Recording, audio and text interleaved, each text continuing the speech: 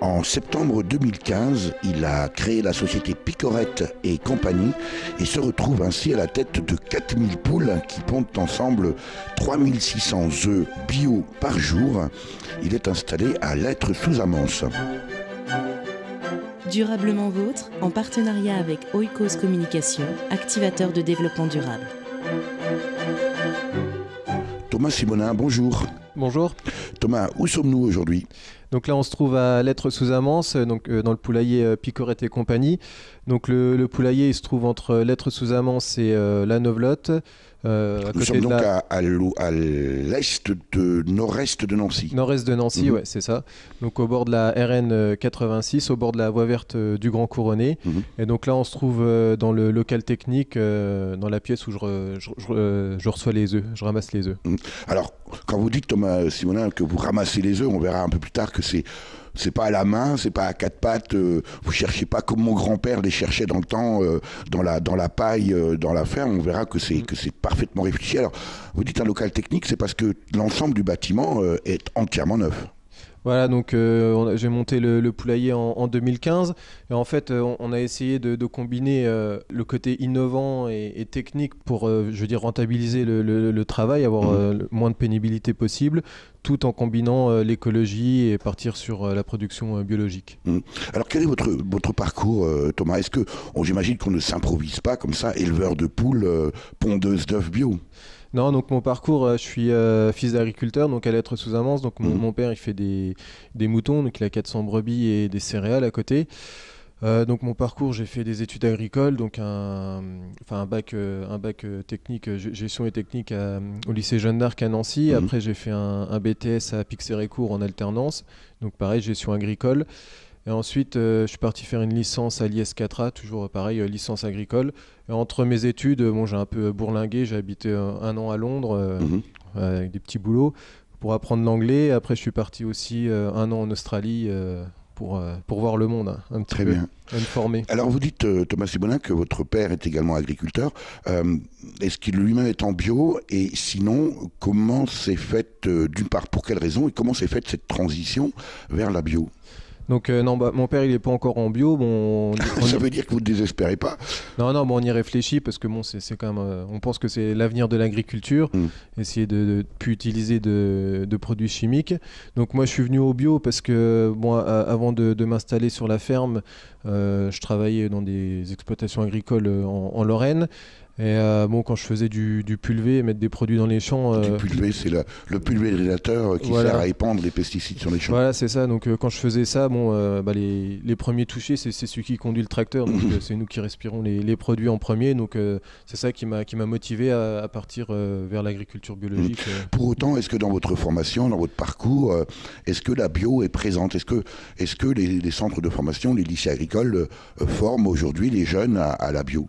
Oui, maintenant c'est de plus en plus courant. Je veux dire, à la chambre d'agriculture ou dans les lycées, ils nous apprennent aussi maintenant En fait, ils nous font découvrir toute forme d'agriculture, quoi. Donc on va visiter plusieurs fermes, donc en bio, en conventionnel, en vente directe. Alors je disais en introduction, Thomas Simonin, que vos poules, 4000 poules quand même, pondent à peu près 3600 œufs par jour. On est quand même en pleine crise agricole. Est-ce qu'il ne faut pas être un peu fou pour s'installer d'une part dans l'agriculture aujourd'hui et a fortiori en bio ? Fou, non. Après, c'est un projet d'entreprise, donc... Chaque projet d'entreprise, que ce soit dans l'agricole ou dans le tertiaire ou dans n'importe quel secteur, après, il y a toujours une prise de risque. Après, c'est ça aussi qui est motivant. Et puis, c'est un projet entrepreneurial. Et puis, je pense pas que... c'est vrai qu'il y a la crise agricole. Mais c'est pas pour ça qu'il faut rien faire, pas bouger.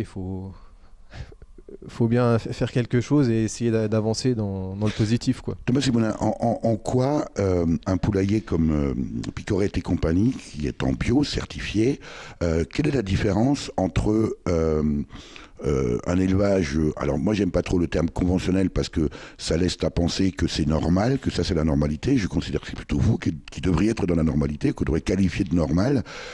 Quand on achète des œufs dans un supermarché, il y a des numéros dessus. Alors, quelle est la différence, quelle est la spécificité d'un élevage de poules pondeuses bio ? Donc pour savoir si c'est des œufs bio ou pas bio, c'est assez simple, hein. De toute façon c'est marqué sur la boîte d'œufs, il y a le logo AB, donc ça c'est le logo le logo bio français, et puis il y a le logo aussi européen, c'est un logo en forme de feuille. Après, chaque œuf est numéroté avec le numéro d'éleveur. Donc, quand ça commence par 0 FR, ça veut dire que c'est du bio.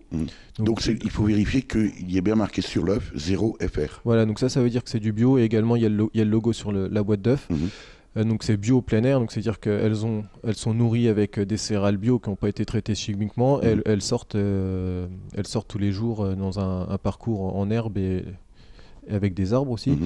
Thomas Simonin, chaque poule ici a quelle surface pour elle, son logement, son loft? Là, en gros, pour 4000 poules, j'ai 2 hectares de parcours. Donc, je ne sais plus exactement combien ça fait, mais il faut faire le calcul. On laissera chacun faire son ratio. Voilà, mais elles ont assez pour se dégourdir les pattes.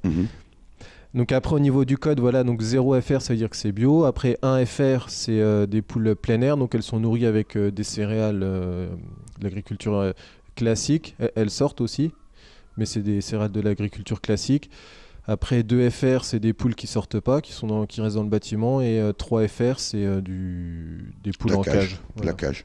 Est-ce que vous avez le sentiment, Thomas Simonin, qu'aujourd'hui les consommateurs sont sensibles et d'une part connaissent les codes que vous venez d'évoquer là, ou est-ce qu'aujourd'hui l'argument c'est, j'allais dire bêtement, le prix? Après, je pense que pas tous les consommateurs, mais une grande partie des consommateurs sont sensibles d'une part au bien-être animal, aux façons dont on produit la nourriture. Parce que bon, c'est ce qu'on mange après, c'est en relation aussi avec notre santé, donc c'est quand même important. Puis au niveau de la qualité, après c'est sûr qu'il y a le prix qui joue. Moi, mes œufs, c'est vrai que je les vends un peu plus cher que des œufs de batterie.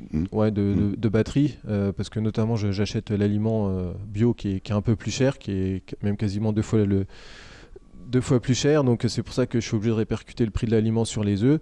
Donc c'est vrai que pour les consommateurs qui regardent le prix, des fois ça peut paraître un peu cher.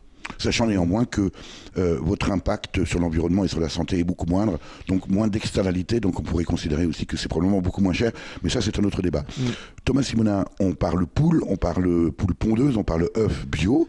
On est là dans votre local technique et on voit à la fenêtre vos 4000 poules. Je pense que le plus sympa, c'est quand même d'aller les voir concrètement. On peut, pour rentrer dans le bâtiment, il faut respecter les normes d'hygiène, donc se laver les mains et mettre une combine adaptée et puis des chaussures propres. Mais il n'y a pas de souci, on peut aller voir à l'intérieur. On va se changer et puis on y va. Durablement vôtre, en partenariat avec les radios associatives de Lorraine. Nous sommes toujours avec Thomas Simonin, fondateur et exploitant de Picorette et compagnie. Thomas Simonin, on est là dans le poulailler, alors mesures d'hygiène nécessaires, habillé avec tout ce qu'il faut pour éviter, j'imagine, les contaminations éventuelles extérieures. 4000 poules, elles ont tout un nom? Non, elles n'ont pas tout un nom, ce serait un peu compliqué. Alors, là aussi, que voit-on? Comment pouvez-vous nous présenter cet élevage? Voilà, donc là, on est rentré dans l'habitat des poules. Donc c'est là où elles mangent, elles boivent, elles pondent. Donc comment je peux vous le présenter? Elles sont donc il y a beaucoup, là on voit beaucoup de poules sur des grilles en plastique. Donc comme ça les fientes tombent par terre et le poulailler reste propre. C'est très très propre, hein. Voilà. Donc en fait l'idée c'était vraiment d'essayer de trouver une ambiance pour que les poules se sentent bien. Donc par exemple les néons là qu'on voit, je les ai pas en rouge. Parce que j'avais lu sur internet que la lumière rouge ça calmait les poules. Donc voilà, après j'essayais un peu de trouver aussi des choses innovantes en me servant d'internet par exemple pour me former. Donc j'ai également mis 3 enceintes dans le bâtiment pour Oui, on entend de la musique classique. Qu'est-ce qu'on entend là? Vous savez ce qui est en train d'être diffusé? Je sais pas, c'est ma mère qui choisit les morceaux. Après souvent je mets Mozart, j'ai quelques CD de Mozart. Il paraît que le rock elle n'aime pas, hein. Non, après ça les stresse un petit peu plus. Ouais, mais avec de la musique classique c'est bien, ça les déstresse, ça les habitue au bruit également. Donc voilà, j'essaie de trouver vraiment des petites astuces pour avoir vraiment le top au niveau de l'ambiance. Et puis alors sur les côtés du bâtiment, partout des ouvertures, donc elles ont accès à 2 hectares d'herbe et de terrain. Voilà, donc là elles ont accès à 2 hectares de terrain enherbé. Et donc là je suis en train de planter des arbres en permaculture. Donc des fruitiers. Donc bon, pour l'instant cette semaine on va planter une quarantaine d'arbres pour un peu isoler le bâtiment pour protéger du vent et puis protéger du soleil en été. Et donc l'objectif c'est de faire un verger bio en permaculture. Et donc voilà, donc elles ont accès tous les jours au terrain de 2 hectares. Alors Thomas Simonin, les fientes, on voit que c'est extrêmement bien organisé, hein. Tout ça est rationnel. Les fientes donc ne les souillent pas. Qu'est-ce qu'elles deviennent ces fientes? Donc après les fientes, une fois qu'on nettoie le bâtiment, je vais récupérer les fientes qui sont sèches, hein, c'est de la poussière. Donc je vais les conditionner dans des sacs de 20 kg pour vendre aux jardiniers et aux pépiniéristes. Et je vais avec le label bio, j'imagine. Avec le label bio, oui, tout à fait. Et je vais également m'en servir pour répandre dans mes cultures bio, parce que c'est un très bon apport en engrais naturel. Donc c'est un booster pour la plante. Combien de temps vous gardez ces poules, Thomas Simonin? Donc là, pour un élevage comme ça, on garde les poules entre 12 et 15 mois. Pourquoi? Parce que après elles ne pondent plus, c'est plus intéressant? Non, en fait, elles pondent encore pendant 5 ans. Mais disons que pour un élevage comme le mien, au niveau du coût de l'aliment, économiquement ça devient assez compliqué. Parce qu'en fait, elles il y a un temps de pondent. latence. Voilà, puis elles pondent un petit peu moins quand même. Et c'est plus vraiment rentable pour un élevage. On va pas les nourrir à rien faire, quoi, c'est ça l'idée. Ouais, c'est ça. Bah après, pour des particuliers qui ont 2-3 poules chez eux, la poule elle peut pondre pendant 7 ans, il n'y a pas de souci, quoi. Et précisément, que deviennent-elles au bout d'un an? Donc au bout d'un an, donc j'en commercialise ou en poule vivante, donc pour des particuliers pour en mettre dans leur jardin. Et également après je les vends en poulet, donc pour faire de la poule au pot en viande, quoi, en viande bio. Ça, elles ne le savent pas encore. Ça, elles ne le savent pas. Elles ne le savent pas, non. Alors, il y a 2 rangées de... Comment est-ce qu'on peut appeler ça, de perchoirs, où elles sont donc à la fois bien perchées, où elles peuvent à la fois se nourrir et boire. Et puis, donc 2 rangées comme ça. Et entre les deux, on peut appeler ça des cabanes, Thomas Simonin? Voilà, donc après, au milieu du poulailler, il y a des cabanes. Donc l'idée, c'est de les habituer à pondre dans les cabanes-là le premier mois quand elles arrivent. Donc pour les habituer à pondre, on utilise un jeu de lumière. Donc j'allume les lumières du milieu pour qu'elles remontent sur les caillebotis, donc sur les grilles en plastique, pour qu'elles aillent pondre là. Et puis après, c'est un endroit qui est assez ombragé, tranquille, donc elles préfèrent pondre dans les cabanes. On voit que vous prenez soin de vos poules. Et ensuite, alors j'imagine que vous ne ramassez pas, on l'a dit tout à l'heure, vous ne ramassez pas les œufs à la main. Ouais, donc les œufs, il faut les mettre dans les boîtes à la main, mais une fois qu'on a habitué les poules à pondre dans les cabanes, au milieu de la cabane, j'ai un tapis roulant, donc comme un tapis de supermarché. Et l'œuf, il vient tout doucement se déposer sur le tapis. Les poules, elles ont plus accès à l'œuf, donc comme ça, elles l'abîment pas, elles le salissent pas. Donc au niveau de l'hygiène, c'est vraiment le top. Après, je fais marcher le tapis et je récupère les œufs dans une pièce au bout du bâtiment. Alors, on ira voir ça tout à l'heure. Thomas Simonin, en préparant ce reportage, vous me disiez être un petit éleveur, 4000 poules, petit éleveur. Un gros éleveur, c'est quoi? Bon, après, il y a un peu de tous les formats, mais c'est vrai que si vous prenez des bâtiments de poules en cage, c'est vrai que ça peut aller jusqu'à plus de 20 000 poules. Après, je ne sais pas exactement, mais c'est vrai que moi, je veux rester dans la moyenne, quoi. Pas m'agrandir, plus par exemple développer la vente directe, donc vendre les œufs de moi aux consommateurs que d'augmenter la capacité, quoi. Alors il faut dire aussi aujourd'hui mauvais temps, de la neige, parce que j'imagine qu'à cette heure-ci, elle serait plutôt dehors. Ouais, voilà, donc normalement là, c'est vrai que ce matin il y a pas mal neigé, là on a 20 cm de neige dehors, donc c'est un temps humide et froid et c'est pas terrible pour les poules, parce que le but, surtout c'est pas un temps de poule, c'est un temps de cochon, quoi. C'est un temps de cochon, voilà. Parce que le but, c'est vraiment qu'elles tombent pas malades. Donc faire de la prévention, parce que bon, forcément, on est en bio, on n'a pas le droit d'utiliser d'antibiotiques ou de médicaments. Donc le but, c'est qu'elles tombent pas malades. Donc faire les choses pour qu'elles ne tombent pas malades. Voilà. Veiller à leur bien-être. Hein, voilà, c'est ça, oui, tout à fait. Thomas Simonin, on sait aussi aujourd'hui, parce que l'information circule, que justement les poules de batterie, les poules en élevage intensif, elles sont manipulées par un cycle d'éclairage. J'imagine que ce n'est pas du tout le cas ici chez vous et qu'elles pondent un jour un œuf. Oh, elles pondent pas un jour un œuf, non. En gros, la moyenne, j'ai 250 œufs par poule par an sur 12 mois. Donc, non, elles pondent 4000 poules, 3600 œufs. Donc ça veut bien preuve qu'elles ne pondent pas tous les jours. Voilà, non, c'est ça, tout à fait. Non, j'ai pas autant de rendement que ça, non. Très bien. On va les laisser en paix parce que visiblement c'est pas que ça les stresse, mais je suis un peu un inconnu pour elles. On va retourner Thomas Simonin dans votre bâtiment technique et puis on va voir justement comment vous réceptionnez les œufs. Ok, ça marche. Depuis que je te connais, je suis l'homme qui pond des œufs. Embrasse-moi le ventre et les yeux, je pondrai des œufs pour toi.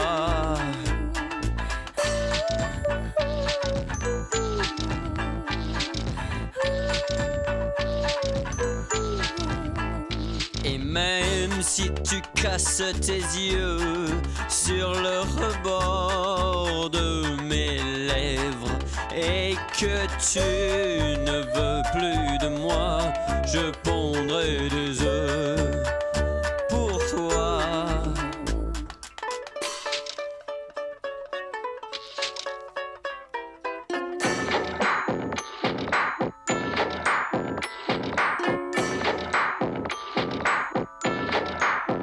Je suis l'homme qui pondait des œufs pour toi.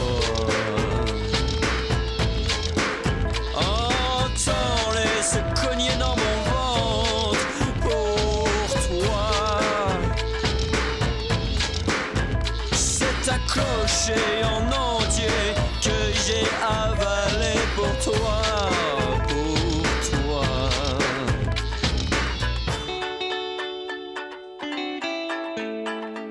Là-haut, si je est mort, je reviendrai encore plus vieux que les morts, écrasé contre le ciel, fripé comme une étoile, mal repassé, des morceaux de cœur à cracher par les yeux, le souvenir à cacher dans les œufs et un peu de feu, mais je pondrai des œufs pour toi.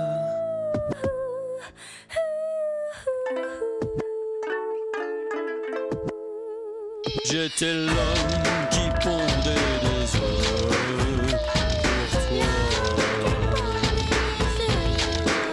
Entends-moi me cogner dans ton ventre pour toi. Oh, j'étais l'homme qui pondait des œufs. Durablement vôtre, en partenariat avec les radios associatives de Lorraine. Nous sommes toujours avec Thomas Simonin, fondateur du poulailler bio Picorette et compagnie à Lettres sous Amance. Ce n'est évidemment pas lui qui pond les œufs comme dans la chanson de Dionysos que l'on vient d'entendre, ce sont bien ses poules qui pondent.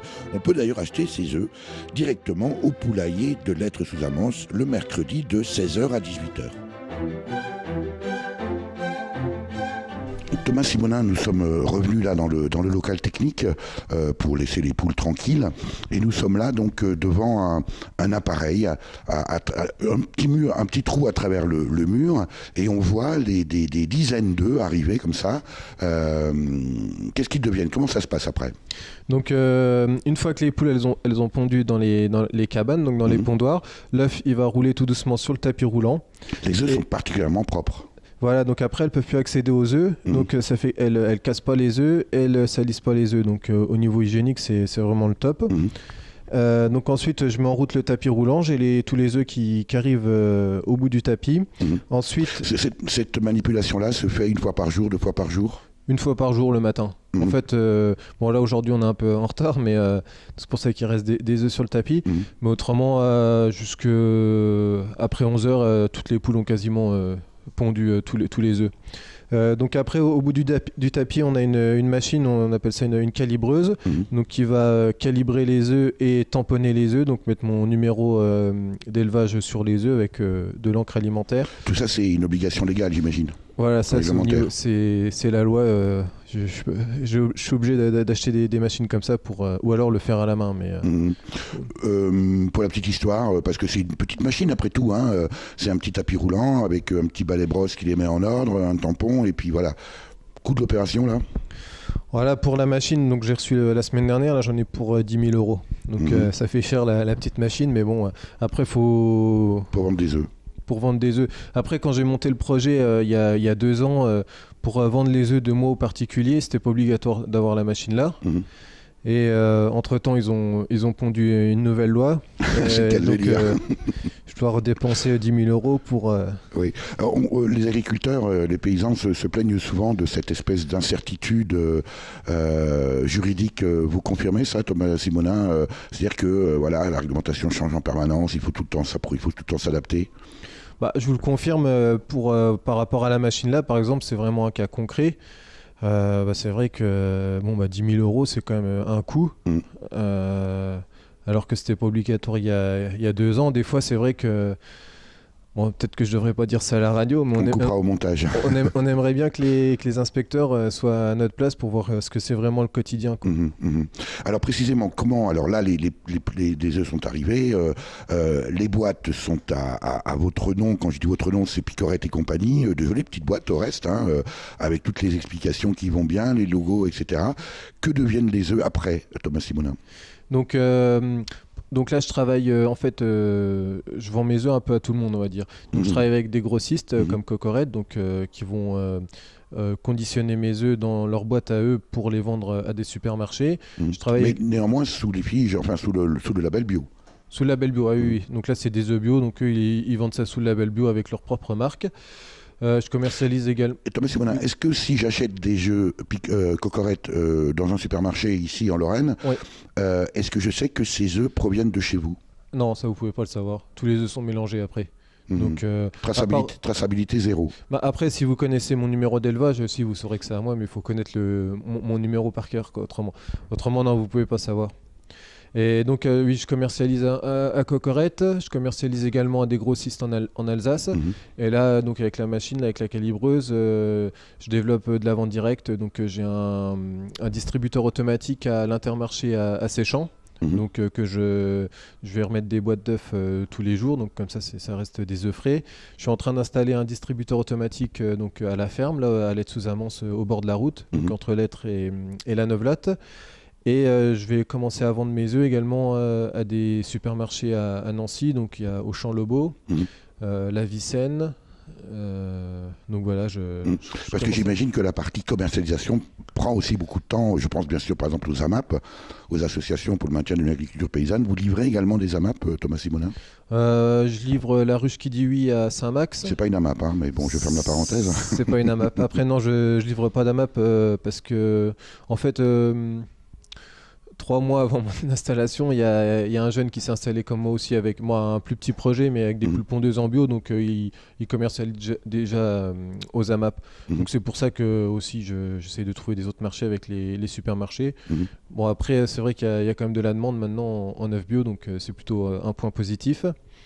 En espérant d'ailleurs que la loi sur le 20% de bio dans les cantines et dans les restaurations scolaires passe au Parlement, parce que c'est évidemment un débouché intéressant pour vous, j'imagine. Oui, voilà, après tous les débouchés sont beaux à prendre, parce que forcément en vendant en direct, on augmente le chiffre d'affaires et on gagne plus de marge. On gagne plus de marge, oui, tout à fait. Thomas Simonin, le Picorette et compagnie est une activité récente, hein, septembre 2015. Comment voyez-vous votre avenir dans les mois, les semaines, les mois, les années à venir? Bon, à l'avenir, comment je le vois, j'ai toujours quelque chose en tête. Là, j'ai un projet de planter un verger, donc ça va prendre quand même pas mal de temps. Puis d'améliorer aussi les abords du bâtiment, donc pour avoir un chemin plus propre. J'ai un projet aussi de forêt de forêt la terre pour trouver une source pour donner à boire aux poules avec de l'eau de source.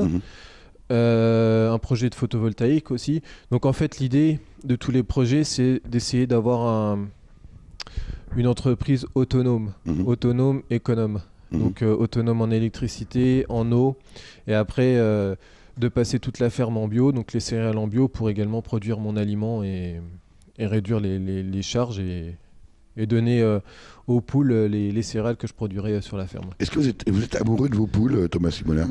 Il y a beaucoup d'émotions quand vous parlez de vos poules, ça se ressent? Non, je suis amoureux de ma copine, mais...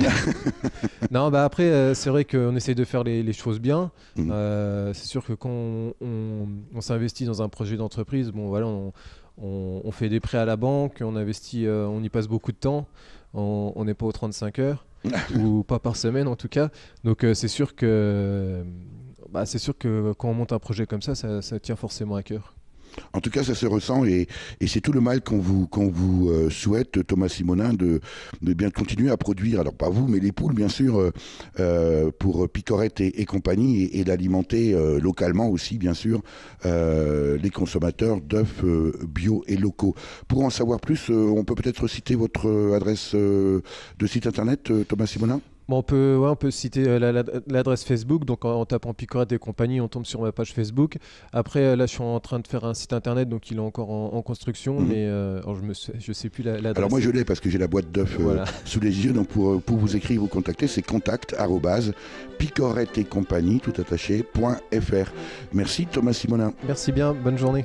Merci. Au revoir. Merci aussi à Antoine Honorat pour la mise en forme de cette émission. Quant à moi, je vous rappelle que le développement durable nous concerne toutes et tous, et c'est tous les jours. À la semaine prochaine.